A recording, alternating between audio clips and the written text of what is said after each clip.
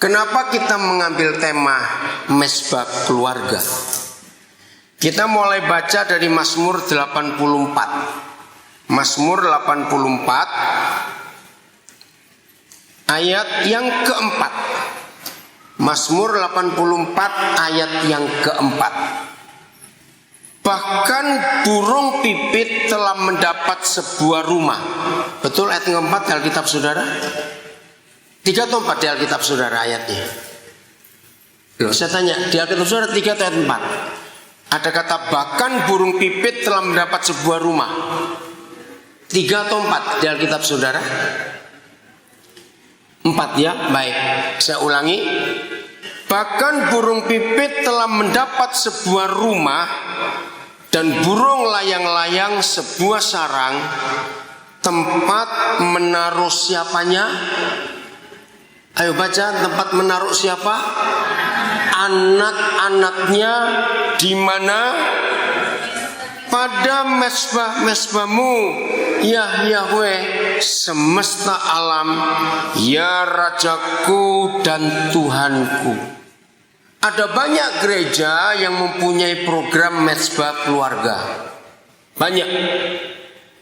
Tapi sayang, dari gereja-gereja yang mempunyai program mesbah keluarga, itu ternyata tidak beda dengan ibadah-ibadah keluarga. Padahal menurut firman ini, mesbah keluarga itu bukan ibadah. Ada nyanyian, pujian, ada doa, ada khotbah. Bukan.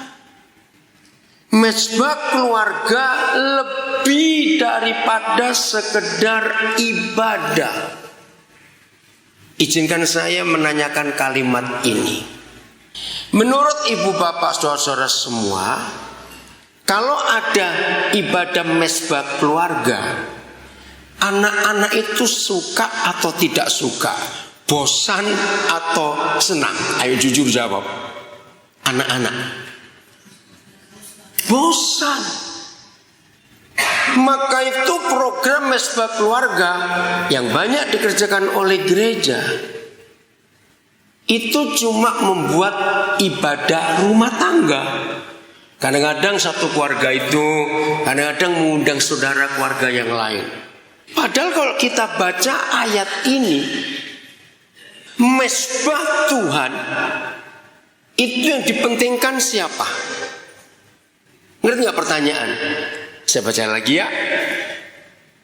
Bahkan burung pipit telah mendapat sebuah rumah, dan burung layang-layang sebuah sarang, tempat menaruh anak-anaknya pada mesbah-mesbahmu. Jadi mesbah keluarga itu untuk anak-anak, bukan untuk kita, papa mama. Nah, kalau mesbah keluarga yang Tuhan maksud untuk anak-anak diletakkan di atas mesbahnya, tapi ternyata anak-anak bosan kalau ada mesbah keluarga. Lalu untuk apa itu diadakan?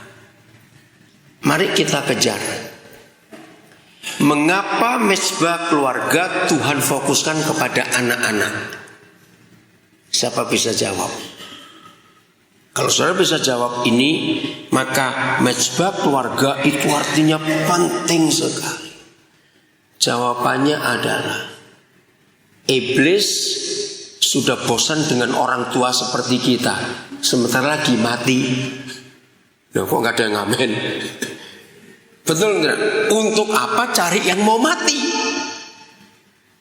Kalau iblis bisa merebut anak-anak, berarti masa depan iblis panjang. Catat ini. Jawab iya atau tidak? Loh, ibu bapak jawab iya atau tidak? Sedikit sekali gereja memperhatikan anak-anak. Hampir semua gereja meremehkan pelayanan anak-anak.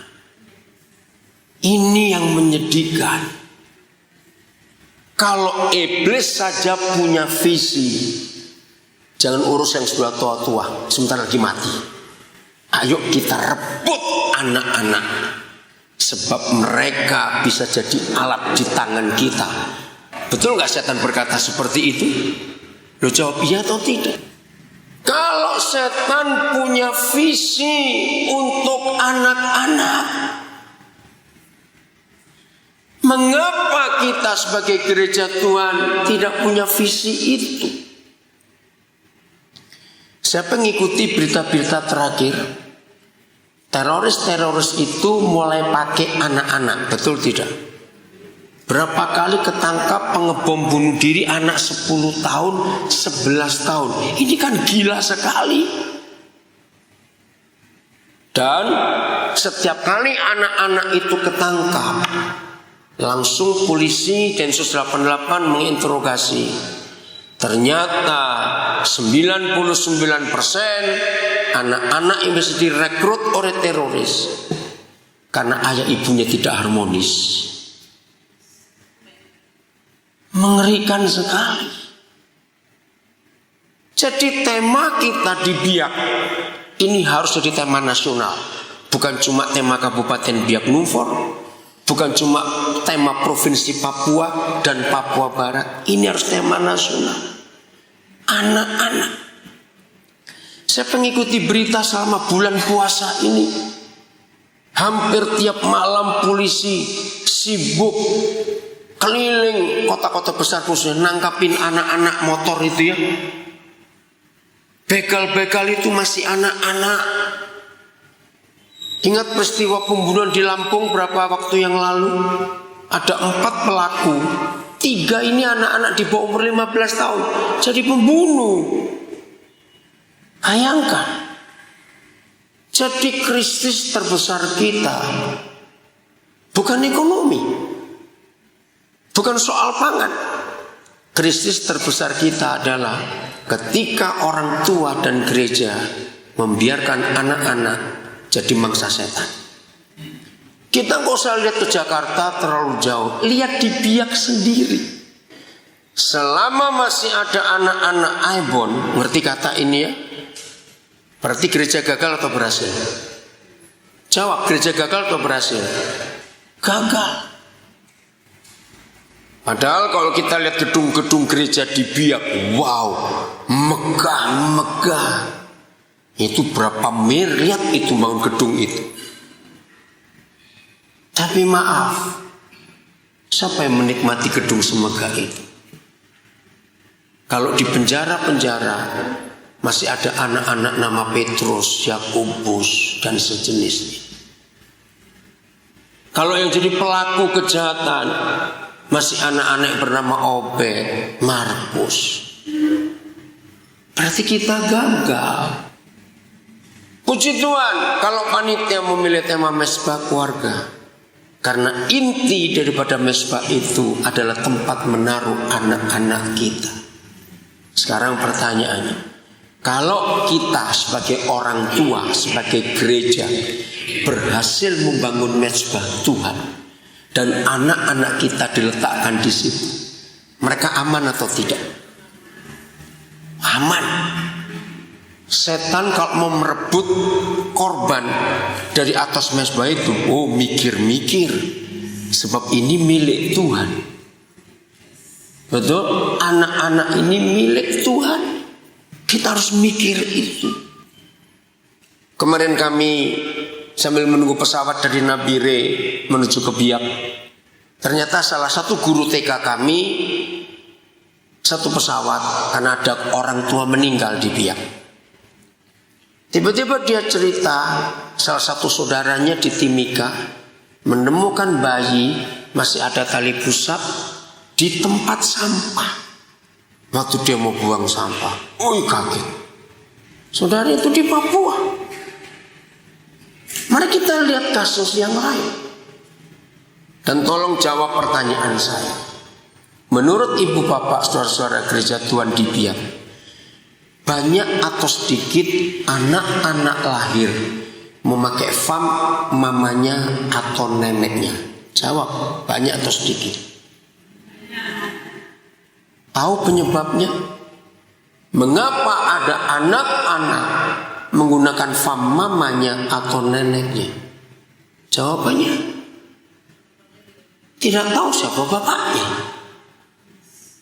Dan saya meneliti, rata-rata perempuan yang melahirkan satu anak tanpa ayah, lalu gunakan fam neneknya atau fam dia, maaf, kali berikut punya anak lagi dari bapak yang beda lagi, maaf.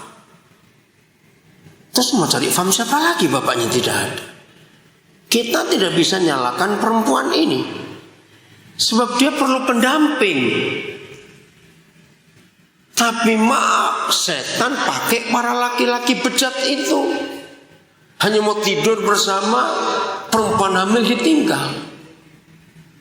2 anak, 2 bapak yang tidak tahu ada di mana. Makin berat beban perempuan ini. Saya nggak berkata ibu loh, karena dia tidak menikah. Makin berat beban perempuan ini. Wajar atau tidak kalau perempuan seperti ini dengan 2 anak mikir cari pendamping lagi? Jawab pertanyaan saya. Wajar karena dia berat. Ketemulah cowok ketiga, maaf, hamil lagi tanpa nikah. Apalagi ketika gereja di tanah Papua masih kalah dengan hukum adat kawin, emas kawin, makin rusak.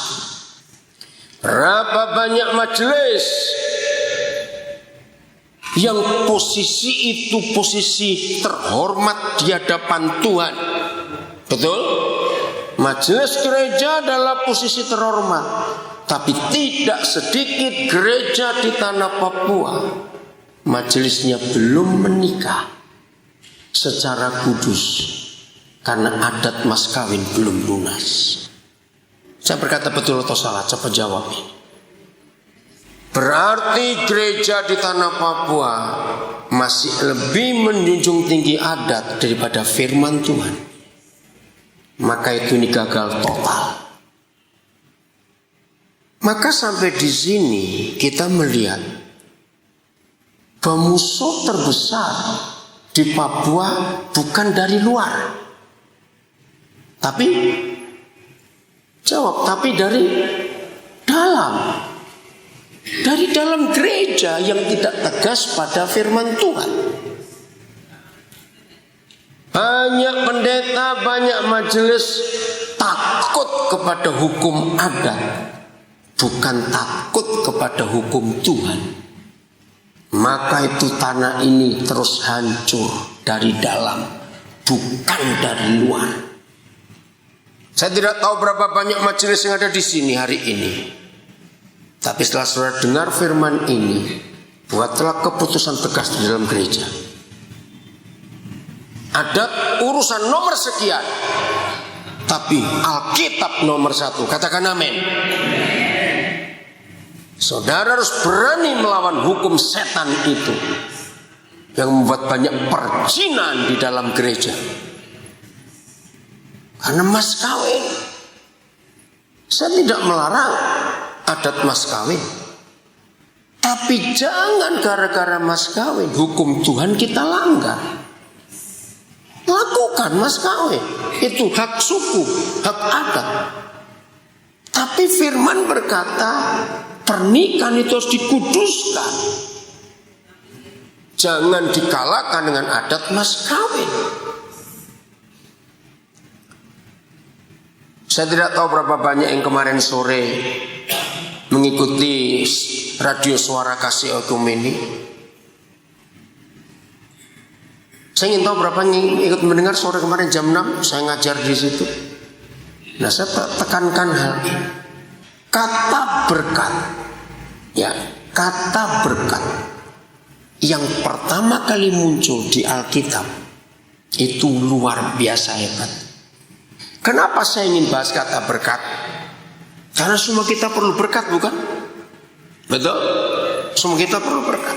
Nah, apa lawan katanya berkat? Kutuk. Apa yang terjadi kalau kita dapat kutuk? Ayo, terjadi apa hidup ini? Jangan bilang tidak diberkati. Ya betul, balik lagi nanti, bukan itu. Apa yang terjadi dengan hidup kita kalau kita dapat kutuk? Nggak usah ragu-ragu apa? Susah, apalagi menderita, apalagi. Ayo cepat, apalagi kalau kita dapat kutuk? Hancur hidup ini. Setan yang menang dalam keluarga. Saudara, ini kita perlu pelajari. Banyak khotbah yang salah tentang berkat Tuhan. Catat mulai hari ini. Dengan tegas Alkitab menulis, yang disebut berkat Tuhan adalah segala sesuatu yang tidak bisa didapat dibeli dengan uang. Catat. Banyak pendeta-pendeta karismatik yang kurang ajar itu khotbahnya berkat-berkat, sukses, berhasil, materi, kaya. Salah. Jadi kalau saudara mendengar, orang itu diberkati Tuhan, tunggu dulu. Dalam hal apa kita berkata diberkati? Habis rumahnya bagus, setiap bulan keluar negeri, uangnya banyak. Salah. Saya ulangi, catat. Dan katakan kepada pendeta-pendeta saudara yang khotbahnya ngawur seperti itu, bahwa berkat Tuhan adalah segala sesuatu yang tidak bisa dibeli dengan uang. Amin kan ini? Ketika segala sesuatu masih bisa dibeli dengan uang, itu hukum alam, bukan berkat Tuhan. Bedakah? Uang bisa beli tempat tidur yang mahal, tapi apakah uang bisa beli tidur yang nyenyak? Loh, jawab. Bisa tidak? Tidak. Uang bisa beli obat yang mahal di apotek, tapi uang tidak bisa beli kesehatan. Betul? Uang bisa beli kenikmatan, bentuk apa saja, tapi uang tidak bisa beli kebahagiaan. Jadi itu berkat Tuhan yang tidak ada hubungan apa-apa dengan uang. Jadi mulai hari ini, kalau ada pendeta-pendeta luar biak yang datang, khotbahnya uang, sukses, tolak itu. Itu enggak benar. Jawab pertanyaan saya.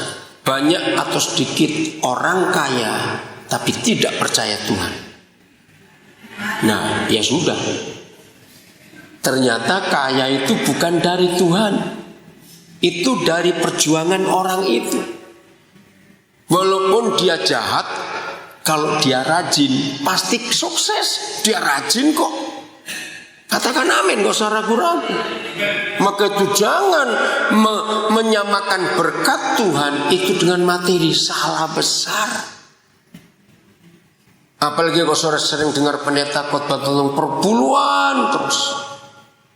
Itu pendeta pasti mata duitan. Karena Tuhan tidak bisa kita suap dengan perpuluhan kita, lalu dia berkati kita. Saya gak setuju pendapat itu. Kalau pendeta khotbah, beri perpuluhanmu, maka engkau diberkati. Tengking dalam nama Yesus. Itu penyesat. Kenapa? Nah, ini orang-orang pelit senang dengar KAT ini. Ya. Kenapa saya berkata begitu? Saya tidak akan percaya kepada Tuhan yang mata duitan. Betul?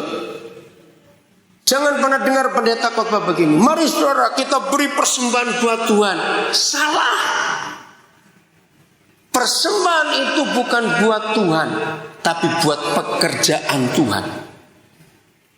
Mana Tuhan butuh korban kita, persembahan kita? Dia punya semuanya. Loh, betul tidak? Maka itu salah. Banyak umat Tuhan dibohongin. Ingin sukses, ingin kaya, lalu banyak memberi. Salah. Jadi jangan pernah mempercayai bahwa kita diberkati ukurannya uang. Salah besar. Oke, saya kembali. Lalu di mana kata pertama kali berkat ditulis di Alkitab? Coba saudara buka Kejadian 1:28. Itu kata berkat yang pertama kali ada dalam Alkitab. Kejadian 1:28. Mari kita baca kalimat pertamanya. Udah, 1, 2, 3. Dan Tuhan, ayo baca satu kalimat pertama. 1, 2, 3 dan Alkitab saudara. Baca kalimat pertama. 1, 2, 3. Ulang. Kejadian 1:28. Kalimat pertama. Ulangi. 1, 2, 3. Stop. Maka Tuhan memberkati mereka. Ini kata berkat pertama kali muncul. Merekanya siapa di situ? Lihat Alkitab saudara. Mereka itu siapa di situ? Adam dan Hawa. Ketika mereka sedang apa? Mereka dalam acara apa? Menikah. Susah bener. Itu kan pemberkatan pernikahan. Betul tidak? Dan Tuhan memberkati mereka. Jadi berkat ada di dalam pernikahan. Maka itu ketika gereja di tanah Papua masih tunduk pada hukum adat mas kawin, berarti ada berkat nggak di dalam banyak keluarga orang Papua? Ini dia. Ingat, kalau bukan berkat pasti kutuk. Jadi semua orang yang sudah menikah dan belum dikuduskan pernikahannya, maka yang ada di keluarga itu adalah kutuk, bukan berkat. Dan itulah tanah Papua. Kapan di tanah Papua akan ada generasi yang kudus? Itu dimulai ketika gereja berani melawan adat mas kawin. Urusan nanti, yang penting dikuduskan dulu. Maka itu tema mesbah keluarga ini penting. Untuk siapa? Masa lupa untuk siapa mesbah ini? Anak-anak. Dan anak-anak selalu menjadi generasi penerus bagi setiap suku, setiap bangsa di dunia. Maka kalau generasi penerusnya dirusak, maka bangsa itu rusak. 1 Korintus 7 ayat yang ke-12 mulai. 1 Korintus 7 ayat yang ke-12. Tolong dicatat semua ayat-ayat ini supaya kita menjadi pelaku firman. Saya bilang mulai ayat berapa tadi? 12 atau 13? 12 ya? Oke. 12. Kepada orang-orang lain aku bukan Yahweh katakan, kalau ada seorang saudara beristrikan seorang yang tidak beriman dan perempuan itu mau hidup bersama-sama dengan dia, janganlah saudara itu menceraikan dia. Ayat 13. Dan kalau ada seorang istri bersuamikan seorang yang tidak beriman dan laki-laki itu mau hidup bersama-sama dengan dia, janganlah ia menceraikan laki-laki itu. Nah, ini terjadi sebelum dua orang itu dua-dua kenal Tuhan, belum tahu kebenaran. Jadi pernikahan yang tidak seiman. Ya, ayat 14, lihat. Karena suami yang tidak beriman, yang belum percaya Tuhan Yesus itu dikuduskan, diselamatkan, dipengaruhi oleh istrinya, karena istrinya sudah percaya Tuhan Yesus. Dan sebaliknya, istri yang tidak beriman menikah dengan suami yang sudah percaya Yesus, maka suami itu harus menguduskan istrinya. Itu maksudnya. Jelas ya? Ini kalau belum percaya Tuhan sebelum menikah. Perhatikan, andai kata tidak demikian. Tidak demikiannya itu apa? Andai kata suami istri itu tidak dikuduskan dalam pernikahan, Betul atau tidak? Ya, ini penting. Saya ulangi. Andai kata suami istri itu tidak dikuduskan dalam pernikahan. Terus baca. Niscaya, ayo baca 1, 2, 3. Niscaya anak-anakmu adalah anak-anak cemar. Stop dulu. Apa kata lain cemar? Najis, rusak, kotor. Gereja, saya ulangi lagi, jangan main-main dengan pernikahan yang tidak dikuduskan. Anak-anak itu adalah anak-anak najis, anak-anak kotor, anak-anak cemar. Padahal anak-anak itu nggak salah. Yang salah siapa? Gereja. Karena lebih taat pada hukum mas kawin. Ngeri. Nah, anak-anak cemar inilah, maaf saya berkata, yang menjadi pengacau masyarakat, menjadi jahat. Mereka ini statusnya di hadapan Tuhan tidak jelas. Tapi puji Tuhan, kalimat terakhir.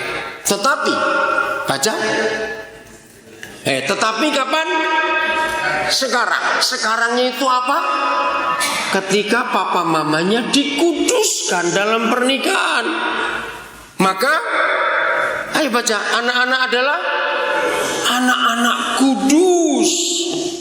Hebat enggak firman Tuhan? Maaf, saya harus bertanya. Setelah saudara mendengar firman ini, lebih banyak anak kudus atau anak cemar? Maaf saya berkata. Mezbah yang Tuhan bangun untuk kita, itu untuk menaruh anak-anak kita di atasnya. Yang baru datang boleh baca nanti Mazmur 84 ya, tadi ayat 4. Tolong yang baru selamat datang. Besok seminar di lebih pagi. Sebab saya harus ke Balikpapan besok. Jadi saudara jangan telat seperti hari ini. Jam berapa ya pesawat papa besok? Bukan jam 9. Enggak, pesawatnya take off jam berapa? Jam 11. Jadi kalau bisa besok 8:30 kita mulai. Setuju ya? Ayo jangan telat seperti hari ini. Maaf karena saya harus ke Balikpapan terus ke Samarinda. Nah saya ulangi lagi. Mengapa iblis mengalahkan gereja dalam pernikahan yang benar? Karena iblis ingin merebut anak-anak.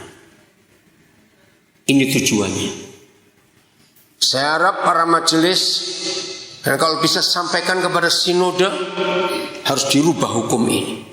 Harus dikuduskan pernikahan itu, diberkati. Mas kawin nanti, hukum Tuhan harus nomor 1. Karena ayat ini, kalau tidak lahir anak-anak cemar, kasihan mereka tidak bersalah. Oke, nah, siapa anak-anak itu bagi Tuhan? Anak-anak. Mazmur 127. Mazmur 127 mulai ayat yang pertama.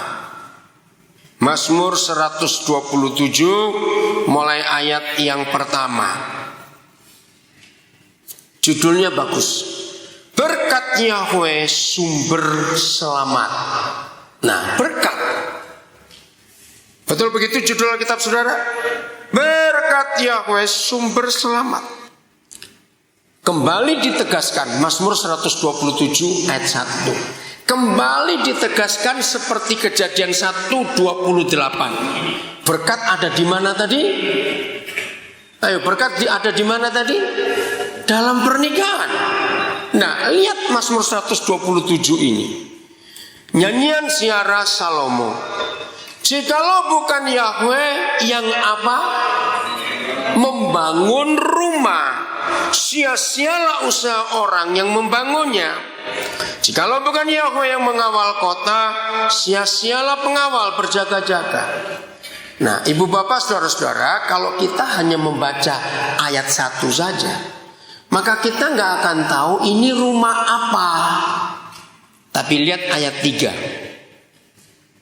Nah, ada salah terjemahan. Kalau saudara punya Alkitab bahasa Biak, cari. Nggak ada kata lelaki.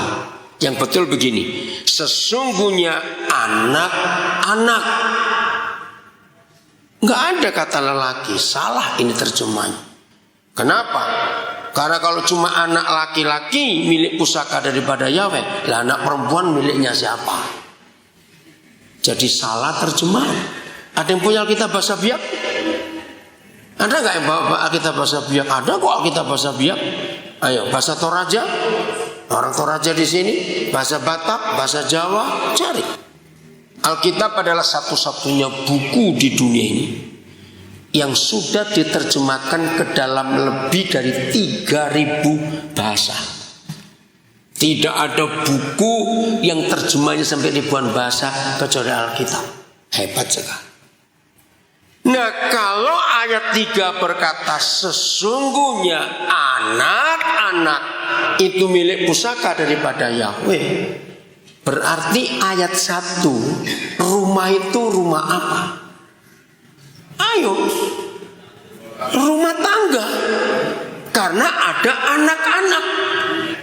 Berarti kembali Tuhan berkata, berkat Yahweh sumber selamat itu ada di dalam keluarga. Betul tidak? Jelas sekali, keluarga.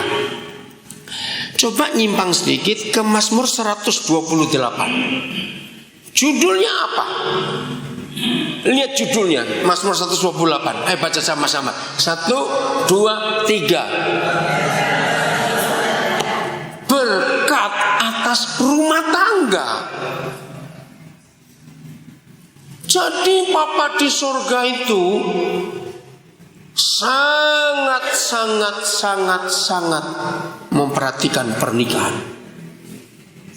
Karena ada berkat di sini. Maka itu pernikahan yang salah ada kutuk. Nggak ada yang lain. Satu di antara dua, berkat atau kutuk. Kita kembali ke 127 dulu. Ayat 3, anak-anak.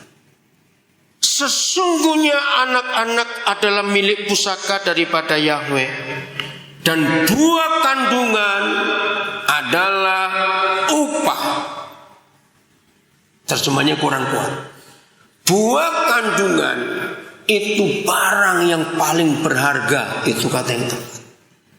Lalu ayat 4, ini yang luar biasa. Apa yang Papa di surga gambarkan tentang anak-anak kita, ini menarik sekali.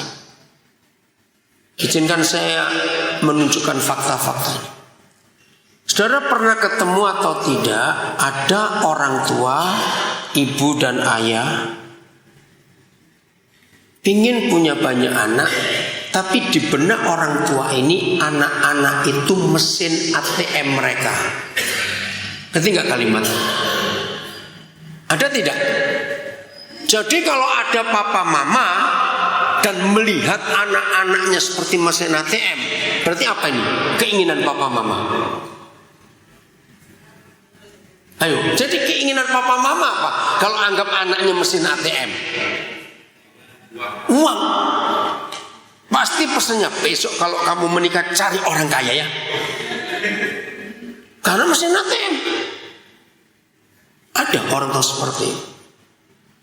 Ada enggak orang tua membuat anak-anaknya itu kebanggaan, walaupun bagus kedengarannya. Semua harus jadi sarjana. Kalau perlu anak 4 ini pilot semuanya, dokter semuanya, jenderal semua, misalnya begitu. Ada. Nah, hari ini termasuk saudara yang belum menikah, pakai firman. Yang betul adalah anak-anak kita yang Tuhan titipkan sebagai milik pusakanya. Kalau mendengar kata milik pusaka berarti barang berharga, tidak. Pusaka Tuhan loh, jangan lupa, berharga. Itu adalah anak-anak panah kita. Coba ya ayat 4. Seperti apa? Baca Alkitab saudara. Seperti apa? Anak-anak panah di tangan pahlawan. Demikianlah siapa? Anak-anak pada masa muda. Tidak ada daerah seperti Papua di seluruh Indonesia ini yang masih menggunakan panah sampai hari ini. Betul? Setiap tamu kami yang belum pernah ke Papua, kalau mereka datang ke Papua, kami pasti ajak ke beberapa daerah. Contohnya ada sekolah kami di Momiwaren, sekarang sudah masuk Kabupaten Manokwari Selatan, ibu kota kabupatennya Ransiki. Itu pasti kaget-kaget. Begitu kami keluar dari Kalimaruni, itu sudah masuk daerah perkampungan. Ya terus sampai ke Momiwaren, jalan darat ke arah Bintuni. Sampai hari ini masyarakat kita masih kemana-mana bawa parang, bawa panah. Tuh mereka ini kaget. Kenapa mereka bawa panah? Karena mereka nggak tahu. Itu ya kalau kita, saya bilang handphone, saya bilang begitu. Kan kemana-mana kita bawa handphone. Nah kalau saudara kita itu kemana-mana bawa panah itu, mereka nggak ngerti. Dikira mau perang kemana? Enggak, itu nggak perang. Kebiasaan mereka. Kami punya berapa sekolah di pedalaman. Kalau saya ajak tamu-tamu mereka pasti bingung. Nah sekarang pertanyaannya, kalau Tuhan menggambarkan anak-anak kita waktu masih muda seperti anak-anak panah di tangan pahlawan, jadi pahlawannya siapa? Jawab, siapa pahlawannya? Kita, papa mama ini. Nah pertanyaan berikut, apa yang diperlukan, sikap apa yang diperlukan oleh seorang pahlawan buat anak-anak panahnya? Meletakkan di mesbah? Bukan, itu nanti Bu, di ayat ini. Menjadi teladan, kurang tepat. Apa? Sikap pahlawan? Bukan. Kenapa Pak? Berani? Bukan. Wah, saudara enggak. Satu yang paling penting. Oke, begini aja. Anak panah ini fungsinya bagaimana? Nah, itu yang betul. Hanya satu yang diperlukan oleh seorang pahlawan buat anak-anak panahnya. Carikan sasaran yang tepat. Seruncing-runcingnya anak panah, sekuat-kuatnya anak panah, kalau pahlawannya bego, ngerti kata ini? Pahlawannya bodoh, asal nembak saja, maka anak panah ini akan salah sasaran. Maka itu saya punya kalimat yang jelek dan banyak orang tidak suka, tapi saya harus ngomong. Awas kamu, asal kawin, asal beranak saja kayak binatang. Setuju saya ngomong kalimat ini? Banyak orang asal kawin kayak babi saja dan ganti-ganti pasangan kayak anjing. Boleh saya berkata kalimat ini? Lo jawab. Dan itu terjadi di daerah kita. Ada berapa ratus ribu anak-anak panah yang gak punya pahlawan di tanah ini. Betul saya ngomong ini? Lo jawab. Kita asal melahirkan, tapi tidak tahu kita bidikan kemana anak-anak ini. Gereja bodoh juga. Saya tunjukkan kebodohan gereja. Mau marah saya latih ini, karena memang kita bodoh. Jawab pertanyaan untuk dua hal saja, bukan tiga, bukan empat, dua hal saja. Saya minta para pendeta, para majelis dengar ini.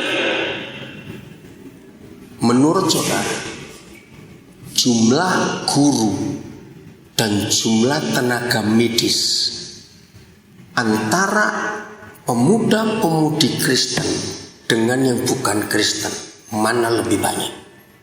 Ngerti pertanyaan saya? Gereja jawab. Loh, saya tanya, ulang ya. Menurut saudara, jumlah guru atau pendidik dengan jumlah tenaga medis, baik perawat dan sejenisnya termasuk dokter, antara pemuda-pemudi Kristen dengan yang bukan Kristen, mana lebih banyak? Yang bukan Kristen. Lihat fakta. Kenapa mereka yang bukan Kristen berlomba-lomba jadi guru, jadi pendidik? Kenapa pemerintah punya program mendatangkan guru-guru itu dari luar? Sekolah kami di Nabire selalu jadi tempat pertama. Aduh, saya lupa istilahnya. Apa? SM3T. Betul. Jadi pemerintah mendatangkan guru-guru bantu, singkatannya apa itu? SM3T singkatan apa? Ya, penempatan guru-guru terdepan dan terpencil. Dan sekolah kami di Nabire selalu jadi tempat. Pokoknya guru-guru itu datang pertama kali harus ada di asrama kami di Nabire dan dilatih untuk tahu suasana pedalaman. Nah, yang menyedihkan 90% lebih bukan Kristen yang diutus ke sini. Dan yang paling penting lagi, mereka mau. Anak-anak kita tidak mau. Jawab ya atau tidak? Di Biak begitu juga, tidak, jumlah mereka lebih banyak daripada jumlah kita. Begitu pula tenaga-tenaga perawat kesehatan yang lain-lain. Lebih banyak mereka daripada anak-anak kita. Jawab ya atau tidak? Masalahnya karena gereja tidak membicarakan ini di mimbarnya. Gerejanya khotbah doktrin dan organisasi. Dan yang datang tidur. Jemaat banyak tidur kalau waktu khotbah. Kenapa? Karena bukan itu yang dibutuhkan jemaat. Belum terlambat.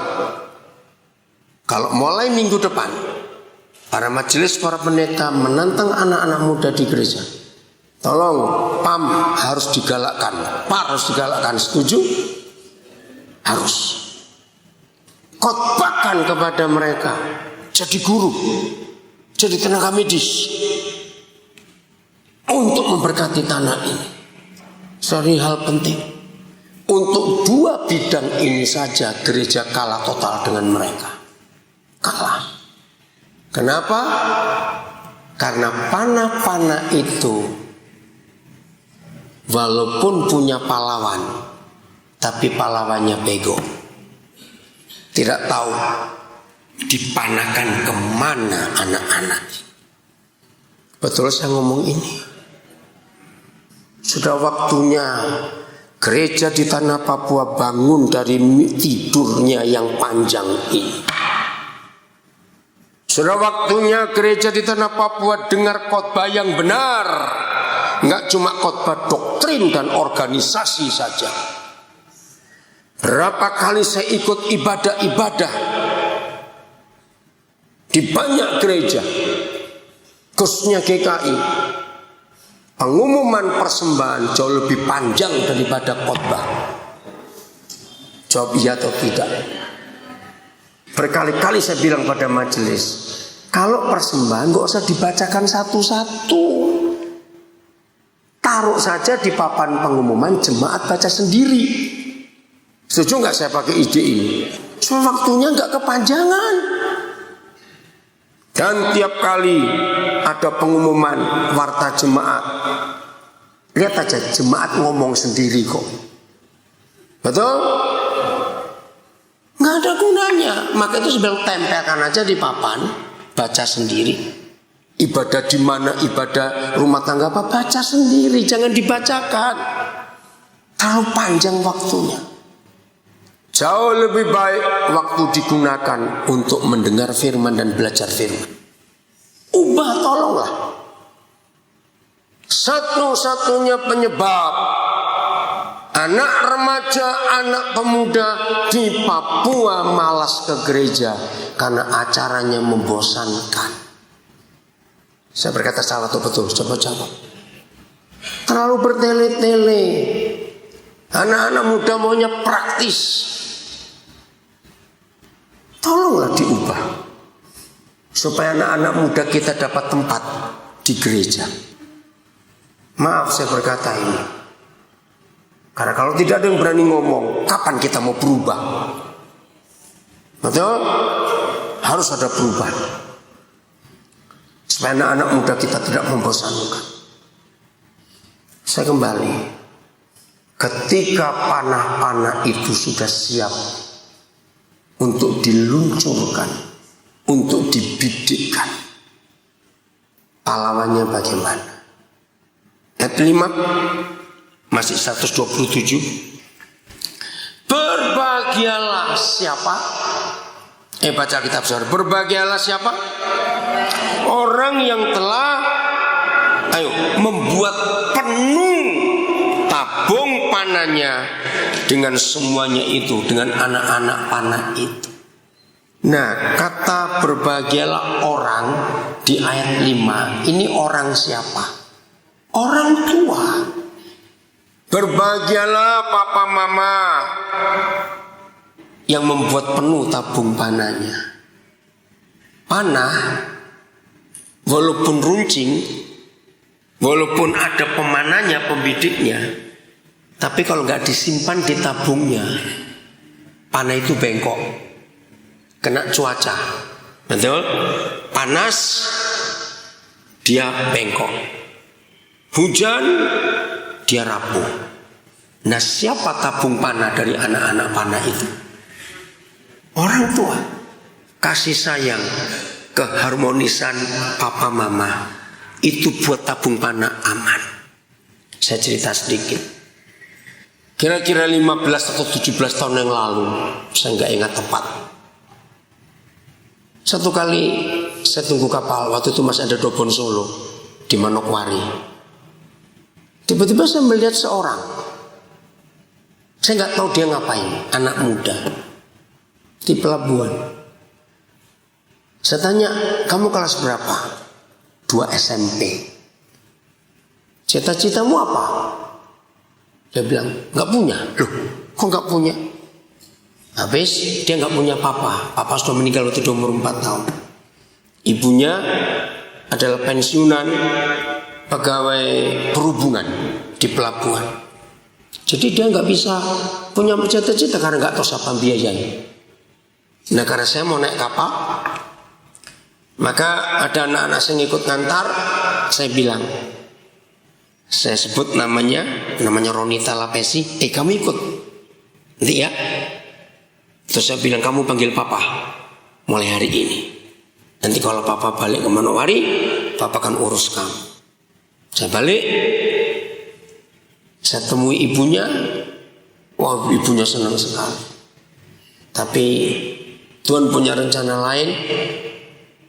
SMP dia lulus karena dia punya semangat, karena tahu ada yang biayai. Maka saya pindahkan. Kalau sekolah SMA di Manokwari waktu itu ya 17 tahun lalu belum ada SMA bagus. Gimana kalau kamu kuliah ke Manado? Karena ada oma dari mamanya. Mamanya setuju. Tapi belum lulus SMA, mamanya meninggal.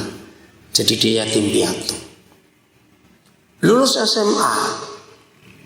Nah, waktu awal kelas 3 SMA dia berkata gini, Pak, saya sudah punya cita-cita. Nah, sekarang saya jadi pahlawannya untuk membidikkan dia ke arah mana. Lalu dia menanggapi, saya akan jadi pengacara untuk membela hak-hak rakyat Papua yang tertindas. Wow, luar biasa. Lulus SMA, dia masuk ke Atmajaya di Jakarta, ngambil fakultas hukum. Nah, ringkas cerita dengar. Kalau saudara waktu itu ngikuti berita tentang gubernur DKI, Pak Ahok, anak ini adalah pengacara termuda dari tim pengacaranya Pak Ahok. Dan dia sering tampil di TV. Bahkan dari semua pengacara Pak Ahok yang sekian puluh jumlahnya, tinggal 3 sekarang. Dan salah satunya adalah anak ini. Adik kandung Pak Ahok, Ibu Vivi, pernah kena BIRI. Hari Sabtu tanggal 10 kemarin, saya dapat berita dari Ibu Vivi. Kenapa kami tetap memakai pengacara muda ini, Ronita Lapesi? Ini yang buat kami kaget. Karena kami melihat apa yang Pak Daniel lakukan untuk anak ini. Oh iya, luar biasa. 22 April yang lalu dia menikah. 3 hari setelah Pilkada DKI tanggal 19. Masih ingat ya pengumuman. Saya pikir Pak Ahok dan Pak Jarod nggak datang di pernikahan mereka.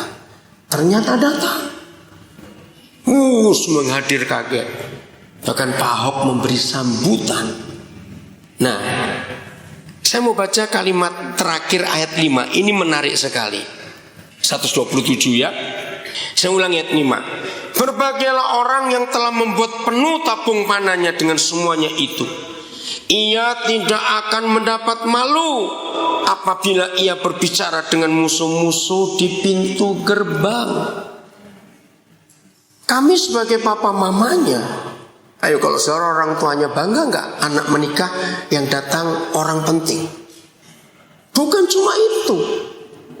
Lebih kaget lagi kami. Karangan bunga yang dikirim untuk pernikahan pengacara muda ini. Saya simpan fotonya. Mengucapkan selamat berbahagia untuk Roni dan Nia.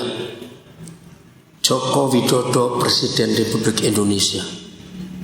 Mengucapkan turut berbahagia Jenderal Tito Karnavian Kapolri, Jaksa Agung, selalu pada Laksamana siapa lagi. Saya terus tanya anak ini, kapan kamu kenal mereka ini? Siapa kamu? Sampai Presiden Republik Indonesia memberi ucapan selamat. Betul nggak ayat ini? Buatlah penuh tabung panahmu, maka kamu gak akan malu kalau bicara di pintu gerbang, di depan lawan-lawan. Saudara, luar biasa. Saya kembali ke 17 tahun yang lalu. Apa jadinya kalau saya tidak taat untuk memungut anak panah? Ngerti kalimat? Maaf, Yan, papa harap kamu jangan besar kepala. Awas kamu kalau papa ngomong ini. Semua kita tahu siapa Yan Artinus Baru ini di Biak. Betul? Semua orang kenal. Akan dia lebih terkenal dari bupati. Betul tidak? Nah, maaf. Ketika saya menemukan dia ada di LP Biak. Maaf saya berkata. Tahun berapa itu Yan? Papa lupa. 2000. Tahun 2000. Nah, sampai hari ini saya nggak tahu karena saya nggak pernah tanya, itu bukan urusan saya. Kenapa dia ada di penjara? Itu bukan urusan saya. Saya bukan polisi, saya bukan jaksa, bukan hakim. Pokoknya Tuhan suruh saya ambil anak panah ini. Dan saya bisa cerita banyak lagi. Tabung panah kami Tuhan penuhi. Bukan anak kandung, kami nggak punya anak kandung. Nah saudara, maka kalau mulai hari ini semua kita jadi papa mama yang benar, membangun mezbah dan menaruh anak-anak itu di mezbah Tuhan. Lagi sekali yang terlambat datang itu Mazmur 84 ayat 4. Kalau kita papa mama berhasil membangun mezbah dan kita meletakkan anak-anak panah kita di atas mezbah itu, dan Tuhan memberi kita hikmat untuk membidikkan anak-anak panah itu karena kita pahlawan mereka, maka semua anak panah itu bisa punya sasaran kemana dia diarahkan. Bayangkan kalau semua keluarga di tanah Papua menggenapi firman Tuhan ini. Kira-kira kita jadi anak-anak hebat enggak? Tahun 90-an, kalau saudara masih ingat, pimpinan Garuda Indonesia Biak itu Bapak Nus Kesolia almarhum. Ada yang masih kenal? Loh, Pak Nus Kesolia, pimpinan Garuda Biak tahun 90, ada yang masih ingat enggak? Masa lupa. Ibu-ibu Ruth masih ingat? Iya. Nah, Pak Nus ini sudah tugas ke Hong Kong, ke Amsterdam, ke Los Angeles, ke New Zealand sebagai ketua pimpinan Garuda. Berkali-kali ada ibadah di rumah dinas Garuda. Ini kalimat yang saya nggak pernah lupa. Pak Nus berkata, Pak Pendeta, saya tuh ngeri tugas di Biak ini. Loh, ngeri karena apa? Belum pernah saya bertugas di sebuah kota untuk Garuda, apalagi kota yang kecil seperti Biak. Jumlah mayat yang diangkut oleh pesawat Garuda ini terbanyak selama saya memimpin Garuda. Saya masih nggak ngerti maksudnya apa. Pak, pokoknya seminggu itu minimal 1 atau 2 mayat yang Garuda bawa dari Jawa. Saya masih nggak ngerti. Akhirnya Pak Nus terangkan betapa banyaknya mahasiswa-mahasiswi yang sekolah keluar Papua pulangnya mayat karena penyakit, karena mabuk, karena kecelakaan, karena pembunuhan. Ya atau tidak? Berapa banyak orang tua berjuang untuk biayai kuliah anak-anaknya, jual tanah, jual ini. Kalau toh mereka pulang selamat, bukan ijazah yang dibawa, tapi istri atau suami dan anak. Maaf, ya atau tidak? Lihat. Terus mau jadi apa Papua kalau begini nih? Tolong gereja perhatikan ini. Kapan ada anak-anak panah dari Papua yang tahu sasaran hidupnya kemana? Dan itu tergantung para pahlawannya. Siapa para pahlawannya tadi? Orang tua yang tahu mengarahkan anak-anak ini kemana, jadi apa. Saya tidak tahu apa yang muncul di benak ibu bapak semua waktu mendengar kebenaran ini. Ingat, menurut Efesus 6, senjata iblis itu berupa apa? Efesus 6? Oke, kita baca kalau saudara belum ingat. Efesus pasal yang ke-6. Apa senjata iblis? Ini menarik sekali. Efesus 6:16. Dalam berapa keadaan? Baca, dalam berapa keadaan? Segala keadaan pergunakanlah perisai iman. Sebab dengan perisai itu kamu akan apa? Dapat memadamkan semua panah api dari si jahat. Nah, akhirnya ada hubungan antara Mazmur 127 dengan Efesus 6. Jadi kita diberitahu oleh Tuhan senjata iblis itu apa? Anak panah. Dan ini kurang ajarnya setan. Catat ya. Ini kurang ajarnya setan. Ternyata setan itu tidak pernah punya pabrik panah. Ngerti kalimat ini? Tapi mengapa mereka bisa punya senjata panah? Nah, ini jawabannya. 1 Petrus 5 ayat 8 dan 9. Ya, nggak usah dibaca, catat aja. Petrus menulis begini. Iblis itu seperti singa yang mengaum-ngaum, berjalan keliling. Masih ingat ya? 1 Petrus 5 ayat 8 dan 9. Nah, ini rahasianya. Mengapa iblis yang gak pernah punya pabrik panah punya senjata anak panah? Waktu mereka keliling berjalan, ternyata mereka menemukan jutaan anak panah tergeletak. Ngerti nggak? Lagi sekali, siapa anak panah yang jutaan tergeletak tadi? Anak-anak kita. Kenapa tergeletak? Kenapa tercecer? Karena pahlawannya goblok semua. Itu tadi asal kawin, asal beranak.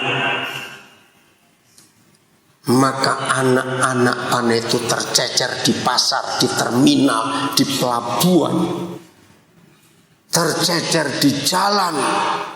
Waktu iblis berjalan keliling, mereka pungut anak-anak panah itu dan dipakai jadi senjata mereka mengalahkan manusia.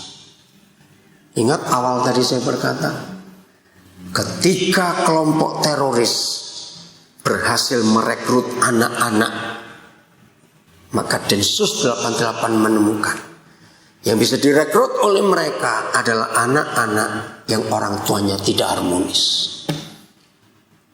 Dan itu senjata iblis. Sampai di sini saya ingin berkata kepada saudara semua, kurangi jumlah kegiatan gereja yang cuma berbau rohani, KKR, seminar, doa keliling, doa ini, doa itu. Nggak butuh itu. Ini waktunya gereja dan keluarga mempersiapkan tabung-tabung panah. Kalau kita pakai tema kita mesbah keluarga, ambil anak-anak panah yang tercecer itu, yang tidak tahu siapa pahlawannya, ambil mereka, arahkan mereka. Kemarin di Nabire saya hadir di sebuah penamatan sekolah TK dan SD. Istri saya hadir di penamatan TK di tempat lain karena harus bagi-bagi tugas.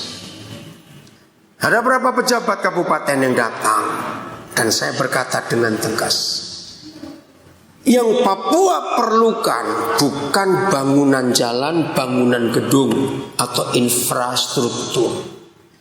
Yang Papua perlukan cuma 2 hal, pendidikan dan kesehatan. Bersyukur kalau presiden ke-7 kita mulai mikir bangun jalan tembus di pedalaman. Tapi saya sebagai orang Papua, saya nggak setuju. Yang mau lewat siapa? Ratusan kilometer tidak ada orang. Yang kaya kontraktor. Maaf saya berkata. Coba uang otsus. Saya pernah ngitung saudara. Ya, karena ada salah satu anak saya namanya Geral Taliawo. Belum lama dia datang ke Biak dengan KPU. Dia itu master dari Universitas Indonesia. Dia pendamping bagian keuangan di provinsi di Jayapura. Saya bangga dengannya. Saya biayai dia untuk S2. Geral Taliawo ini orang dari Halmahera. Nah dia cerita 10% saja dari dana otsus kalau dialokasikan untuk mencetak sarjana S1, master S2 dan doktor S3, 10% saja dari dana otsus, maka akan ada 1.500 S1, S2, S3 di tanah Papua. Masa sebanyak itu? Betul. Karena dana otsus Papua ini triliun. Tapi sayang, maling-maling dan perampok-perampok yang Kristen itu yang menikmati. Menyedihkan sekali. Coba dipakai untuk nyekolahkan dokter, nyekolahkan perawat. luar biasa. Jadi tema kita mesbah keluarga.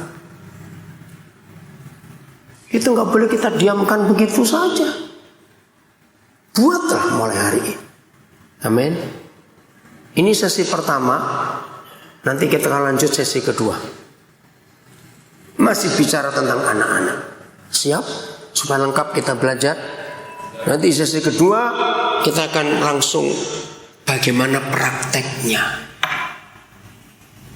Ya, kita akan bersambung nanti. Tapi biarlah firman yang kita dengar ini kita simpan di hati kita. Dan minta Roh Kudus untuk mewujud nyatakan. Mari kita menghampiri Tuhan.